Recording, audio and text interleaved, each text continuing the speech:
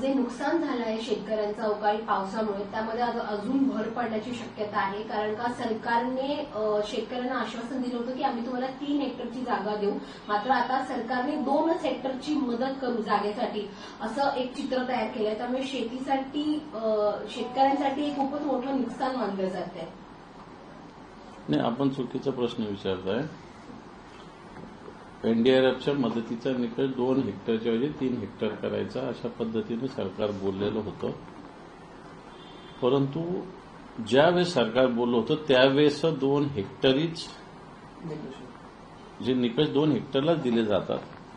सरकारने घोषणा केली होती त्यावेळेसही, परंतु ती घोषणा सुद्धा फोल ठरलेली आहे.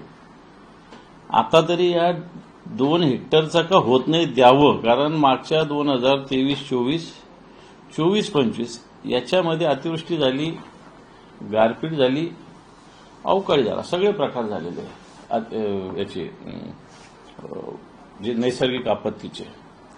परंतु याची माझ्याकडे डिटेल्स आहेत. जवळपास 13,000 कोटी रुपये द्यायचे बाकी आहे. नव्यानं आता ज्या पद्धतीनं शेतकऱ्यांचं नुकसान झालं, जवळपास 55,000 हेक्टर जमिनीवरचं नुकसान झालेलं आहे आतापर्यंत. 1 जानेवारीपासूनचं पहिल्या टप्प्यात 20-22 हजार हेक्टर आणि आता नंतर. परंतु सरकारने पंचनामे करून यांना तुम्ही म्हणता त्याप्रमाणे एनडीआरएफच्या निकषानुसार का होत नाही किमान मदत दिली पाहिजे.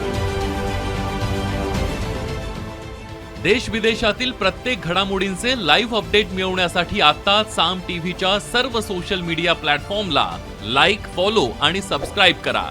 तसंच सर्व नोटिफिकेशनसाठी बेल आयकॉन प्रेस करायला विसरू नका.